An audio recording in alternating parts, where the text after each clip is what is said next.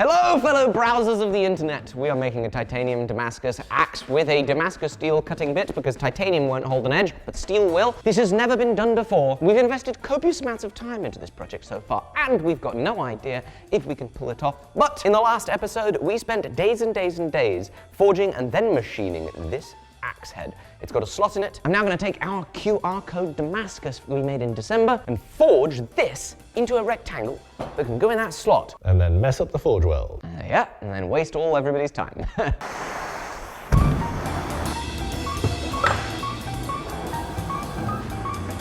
QR code has a mild steel jacket around it. We are going to cut that off.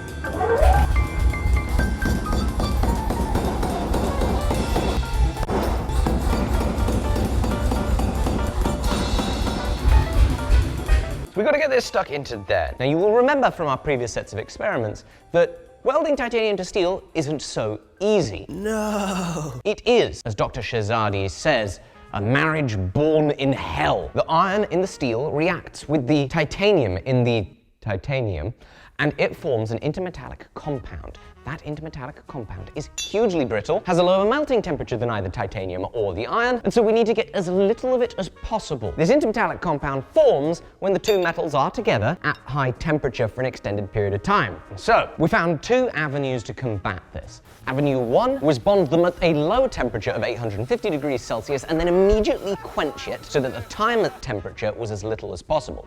Option 2 was using what's called an interlayer. This acts as a diffusion barrier between the two metals so that the iron doesn't get to the titanium, but the interlayer sticks to both of them. Now, we got the strongest results with a direct bond, steel to titanium. However, it presents issues such as the inability to do heat treatment after the fact. You cannot reheat it once you do a direct bond. We achieved close results with a nickel interlayer.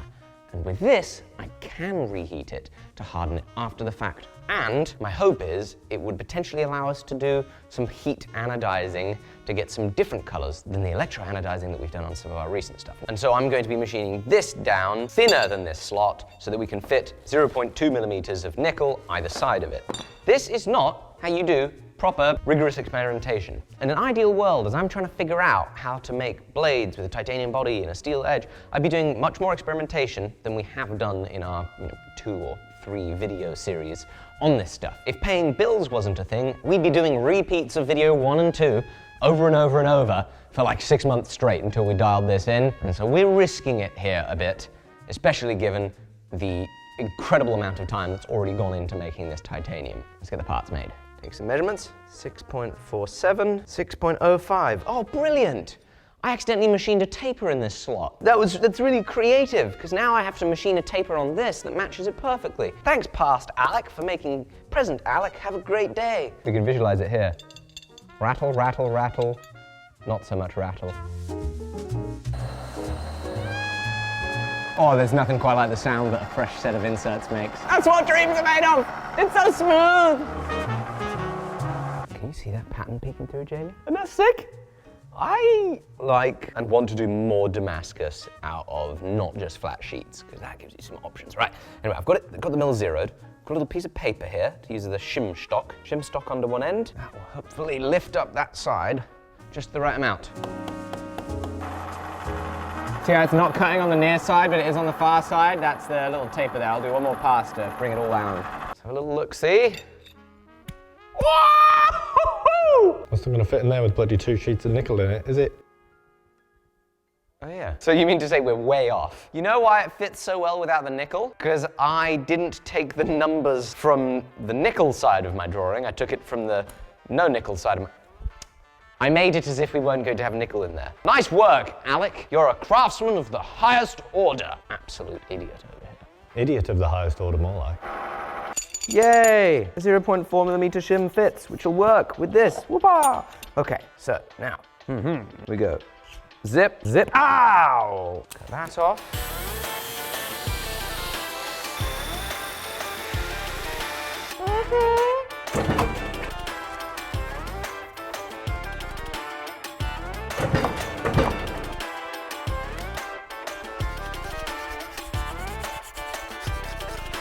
You know, you were saying earlier how much milling there's been on this project so far. Yep. Well, you've probably only done about 60% of it. Yeah, there's still a lot to go. It's nowhere near done. I mean, this is ridiculous. I'm just so good at time management. It's actually been a thread my whole life. Everybody that knows me says, wow, Alec is so good at time management. He can imagine how long something's gonna take, which is exactly why this axe is taking me as long as I thought. I knew that we were gonna be about 10 minutes into our first and only video on making a titanium Damascus axe. It's gonna be a nice short video, 12-minute, one-part series on making a titanium Damascus axe with a steel bit. And here we are, I calculated correctly.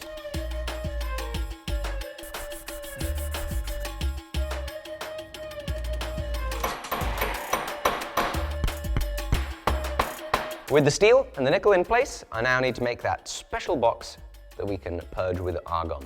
This is not going to be very box-like though. It's going to have some funny curves to it. I just want to document for the world the, if I may say so, completely ingenious strategy for getting a big tank onto the back of your welding cart. That's hard to do as a one-man job, but check this bad boy out. Oh my God, that's a lot heavier.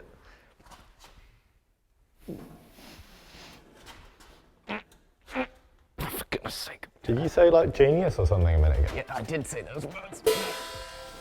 Oh, for sake.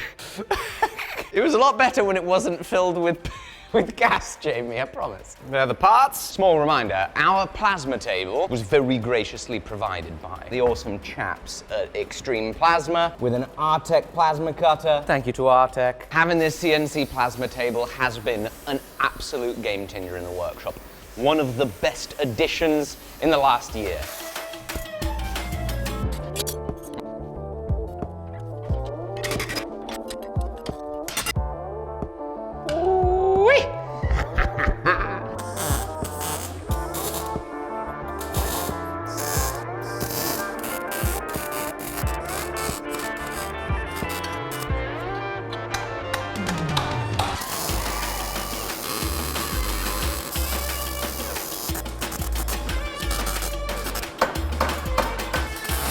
All right, there we go.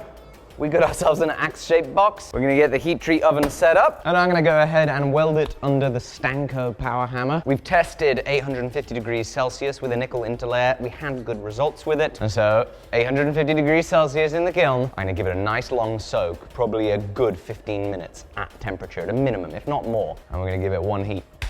This is gonna really suck if this doesn't work. This is really, really, really gonna suck. Alrighty, very scary.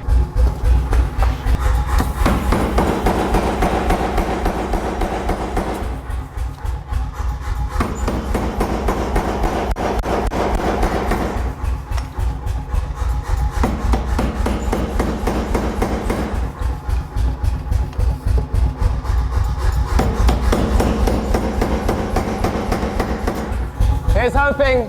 Fingers crossed. Now, while I'm working on an edge, if you want an edge over your competitors, you need a fantastic website, and you should build it with Squarespace. They've got tons of drag and drop themes that mean without having to be any sort of a whiz at the computer, you can build a beautiful website that scales perfectly from mobile to computer. But Squarespace goes one step further with their powerful AI to help put together a website for you and also create the copy that you might need. We've used it to write out product descriptions. You can sell unlimited physical or digital products on your Squarespace website, but it could even just be a blog or a place to host your CV. And you can even use Squarespace scheduling to book clients and sell your time. Run your email marketing campaigns through Squarespace, buy your domain there too. It's an all-in-one platform. And when you go to squarespace.com/Forge, you're gonna get a 2-week free trial. And if you like it, code FORGE at checkout with Squarespace will get you 10% off. Build your website with them. Let's get back to it. It's cooled. Let's cut it open.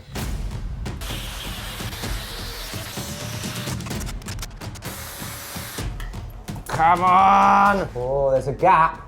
There's a gap, but that might not be the end of the world.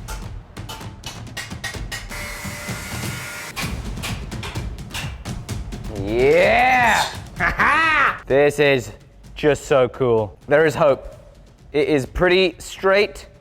We didn't end up with any crazy bends. The bad thing is the gap that we got at the back. On both sides, the back of the steel bit didn't weld. which means that when we're using this axe, all the force is going to be directed against those bonding surfaces. It's really going to give it a run for its money. Now, I might not look it, but I do have one reference surface left. There is a little flat right there and a flat right here. My plan is, with a 10-degree angle, we set this up in the vise like this, boom, and face off all of this stuff.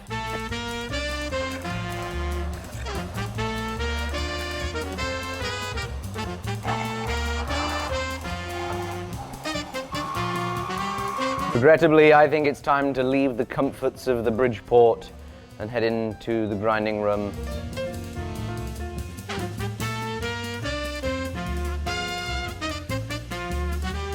Now, if you look ever so faintly, you can see the line of nickel coming down here.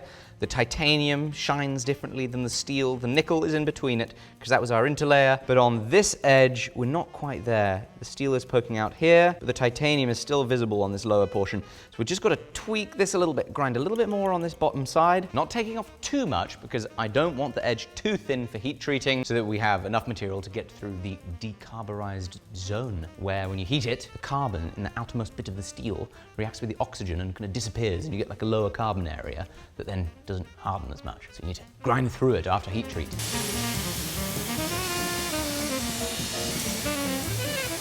So now, I want to harden it. And this is where everything literally could fall apart. The potential risk that we have right now is that our nickel interlayer delaminates, separates from either the titanium or the steel based on the different coefficient of thermal expansion between the titanium, the nickel, and the steel. And then as we quench it, it all peels apart and it's just a colossal failure. That is our concern. So I want to heat treat now before I spend days and days and days finally finishing and polishing this to perfection. If we get a failure now, we save those days, but it also means that we can then do some serious testing on this edge. That is very important to me, and also important that I do it now before all the fine finishing. So, the plan for hardening this is going to be much like an axe could have been hardened back in the day. No need to harden the whole thing, especially when it has a wrought iron body, so why would you heat the whole thing up in a coal fire if you were an 1800s blacksmith? You wouldn't, you just heat up the edge. This gives me the added benefit of not needing to go crazy over-oxidizing the rest of the titanium, putting more of the horribly challenging to grind titanium oxide coating on all the areas that I still need to grind. Please stay put. What are the odds, Jamie? Don't ask me, I'm not a flipping scientific blacksmith. Neither am I. That's pretty cool when the steel gets blue. I want to get the anodizing look on the rest of the titanium for a sneak peek. Woo! Oh, Jamie! Oh, it's incredible! Oh my. Okay, now let me actually heat the edge properly, eh? 3, 2, 1, quench. We haven't heard any pinging yet. Oftentimes when this goes bad in our experiments, you hear like a oh, please, please. Woohoo! That's a little bit worrying. See the tip of my little finger there? There's a little bubble. Looks like it's blown a bubble and something's come apart. I don't like that. The rest of it looks great. Even the non-welded portions back here. Nothing's changed, at least. The only concern is that bubble. All right, let's temper it.